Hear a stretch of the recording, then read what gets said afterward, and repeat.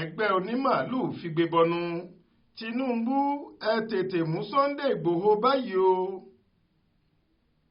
Ẹgbẹ́ àwọn Onimaaluu lápá òkè ọya ilẹ̀ wa tí wọ́n ń pè ní Miyetti Allah Cattle Breeders Association of Nigeria (MACBAN) ti ké sí ìjọba àtàwọn agbófinró pé kí wọ́n tètè lọ fi páńpẹ́ òfin gbé gbajúgbajà ajìjàgbara ilẹ̀ Yorùbá ní olóyè Sunday Májàsọ́lá Adéyẹmọ táwọn èèyàn mọ̀ sí Sunday Igboho.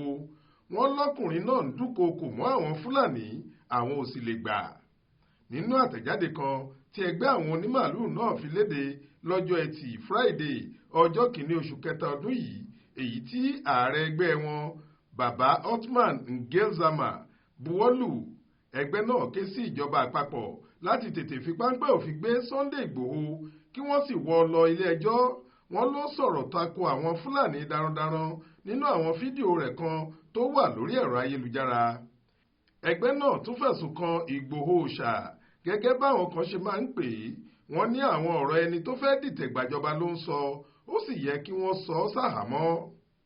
Àtẹ̀jáde náà kà lápá kan pé a ké sí apàṣẹwàá orílẹ̀-èdè Nàìjíríà ààrẹ Bọ́lá Ahmed Tinubu GCFR àti àwọn iléeṣẹ́ ẹ̀ṣọ́ aláàbò gbogbo láti mú Sunday Igboho kí wọ́n sì tètè bẹ̀rẹ̀ sí bá a ṣẹjọ́ fún sísọ àwọn ọ̀rọ̀ tí kò bófin mu, èyí tó lè dojú ìjọba dé, torí níṣe ló ń pè fún ìdásílẹ̀ orílẹ̀-èdè Odùduwà Nation.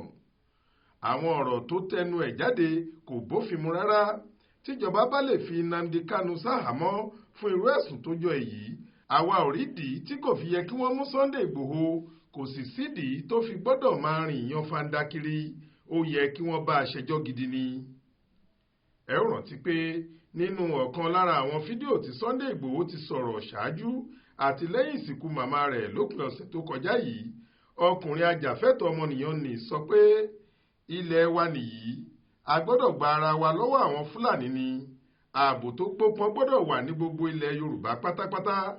Kò ṣẹ̀ṣẹ̀ dìgbà tá a bá ń dúró de ẹnikẹ́ni láti pèsè ààbò títí kan ìjọba pàápàá, a ò lè dúró dè wọ́n. Tó bá jẹ́ lóòótọ́ la fẹ́ ṣe é, tó bá jẹ́ tọkàntọkàn ni, a ò ní sọ pé à ń dúró de ìjọba. Àìjẹ́ bẹ́ẹ̀, àwọn Fúlàní máa gba ilẹ̀ wa mọ́ wa lọ́wọ́ ni. A gbọ́dọ̀ wà níṣọ̀kan. Àbí oko wo la tún ní nílẹ̀ Yorùbá mọ́ báyìí? Ṣé a lè dá oko lọ mọ́ lásìkò yìí? Ìgbòho tún sọ pé àwọn èèyàn ilẹ̀ Yorùbá gbọ́dọ̀ fọwọ́sowọ́pọ̀ láti ṣèdásílẹ̀ ẹ̀ṣọ́ aláàbò abẹ́lé tí yóò máa dáàbò bò wọ́n lọ́wọ́ àwọn Fúlàní darandaran tí wọ́n ń ṣàkọlù sí wọn nínú oko wọn.